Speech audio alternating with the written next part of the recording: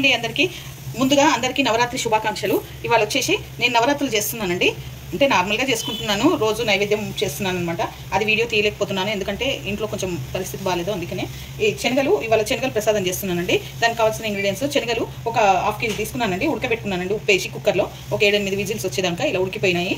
పచ్చిమిర్చి 8 పచ్చిమిర్చి ఇలా కోసుకున్నాను. 5 ఎండుమిర్చి ఇలా కట్ చేసుకున్నాను. వెల్లిపాయలు ఒక 7-8 వెల్లిపాయలు ఇలా తీసుకున్నాను. కరివేపాకు. ఇప్పుడు తయారు చేసే విధానం అండి.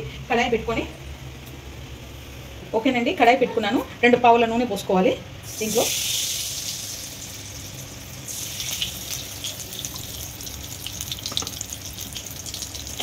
దీంట్లో ఇప్పుడు సగం స్పూన్ జీలకర్ర వేసుకుంటున్నాను, సగం స్పూన్ ఆవాలు వేసుకుంటున్నాను. సిమ్లో పెట్టుకోవాలి మంట. ఇప్పుడు ఎండుమిర్చి కరివేపాకు వేసేసుకుంటున్నాను, పచ్చిమిర్చి ఎండుమిర్చి వేసేసుకుంటున్నాను. వారికి అల్లం వెల్లిపాయ ఎక్కదు కాబట్టి ఎల్లిపాయలు ఒకటే వేస్తున్నానండి.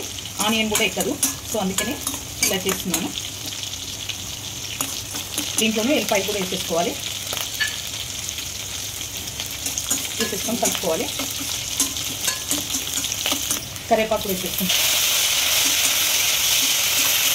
సగం చెంచా పసుపు వేసుకుంటున్నాను. ఒక స్పూన్ సాల్ట్ ఆల్రెడీ వేసి ఉడకబెట్టాను, సో అందుకని సగం స్పూన్ వేసుకుంటున్నాను. ఎక్కువ వేసుకుంటాను.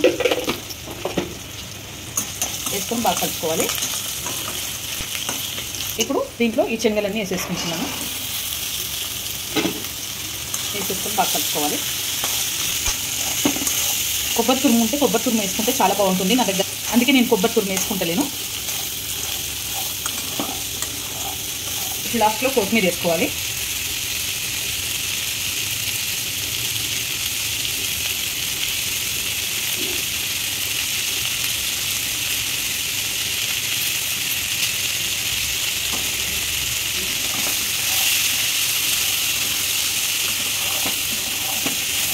ఓకేనండి, శనగల ఫ్రై రెడీ అయిపోయింది. ఈ వీడియో కనుక నచ్చితే లైక్ చేయండి, షేర్ చేయండి, కామెంట్ చేయండి, సబ్స్క్రైబ్ చేయండి. చాలా బాగుంటుంది. అమ్మవార్లకి వినాయక చవితి గారి ప్రసాదాలు చాలా బాగుంటుంది. ఇలా ట్రై చేయండి. నా ఫ్రైలో ఈ శనగల ఫ్రై ఇలా చేశాను.